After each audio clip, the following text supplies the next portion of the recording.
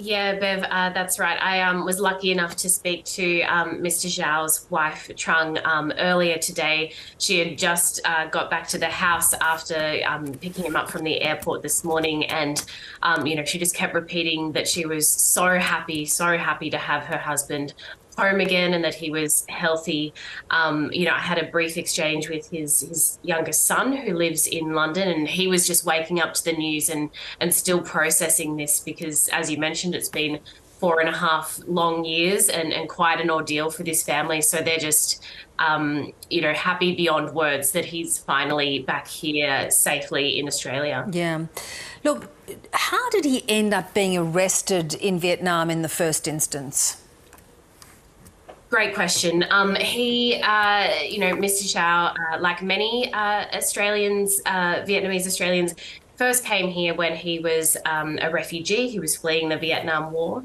He has in many ways a typical migrant story of raising a couple of kids here, working very hard in small business. But he remained politically active. He's part of a group called Viet Thanh, which advocates pro-democracy in Vietnam. So, in his retirement, he was visiting Vietnam. He entered the country via Cambodia, allegedly on a false document, and he was meeting with a Vietnamese local activist in a cafe in Ho Chi Minh City when he was detained.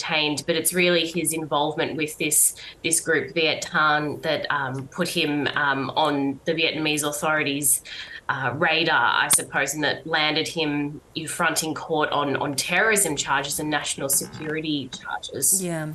And the trial itself was very brief, and one doesn't feel like he really had proper representation. That's correct. It was a very brief trial. It lasted maybe about 4.5 hours, and that raised concerns not only from his family, who described that whole process as a sham, but also from human rights groups who said that that raised serious concerns about the kind of due process that he was getting. One has to question, because this Viet Thanh group is considered a terrorist group in Vietnam. In Australia, it's not. Many Vietnamese Australians are a part of it, and it's a peaceful pro-democracy group. But in Vietnam, because it is considered a terrorist organization, there was a assumption that the outcome of this verdict had already been decided before he'd even really stood up to defend himself. Indeed. Do we know how he was treated in prison? There are still a lot of questions about how he was treated in prison. His family certainly were concerned about some pre-existing health conditions that he had. He was sentenced to 12 years in prison, which, given his age, he was in his early 70s at the time. He's 74 now. They were concerned that 12-year sentence amounted to a death sentence, given his age and his health.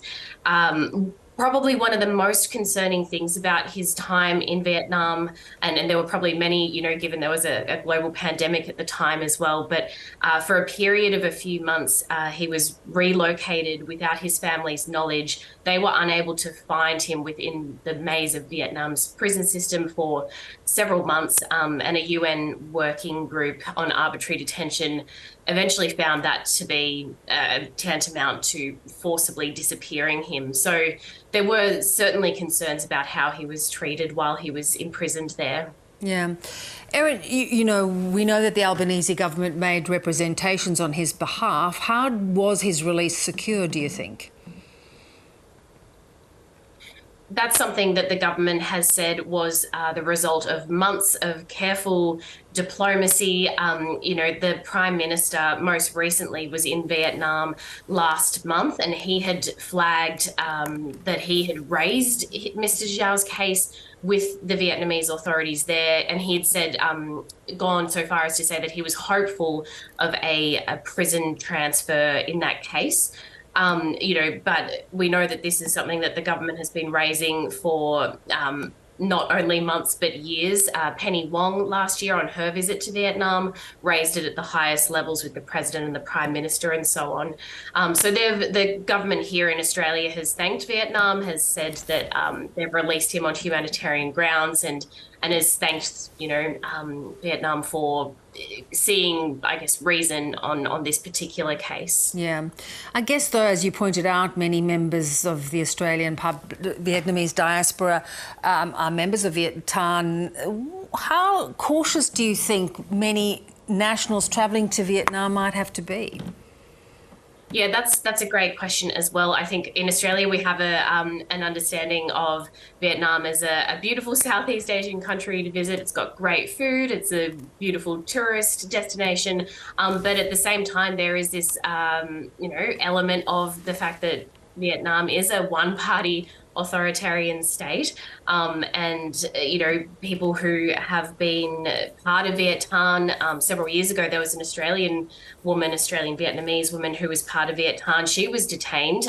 Fortunately, her ordeal was only 10 days long, but this is not the first time that someone has been arrested in Vietnam for their political affiliations. And in fact, the Human Rights Watch and Amnesty International have talked about there being more than 150 political prisoners who have been detained for peaceful freedom of expression. So it probably is a concern for those members of the Vietnamese diaspora in Australia who are politically engaged, who do want to see democracy come to Vietnam. This case, I think, would really put them on notice and make them a bit concerned if they were to travel there. Indeed, a warning indeed. Really great reporting from you, Erin. Thank you so much for your time. Thanks.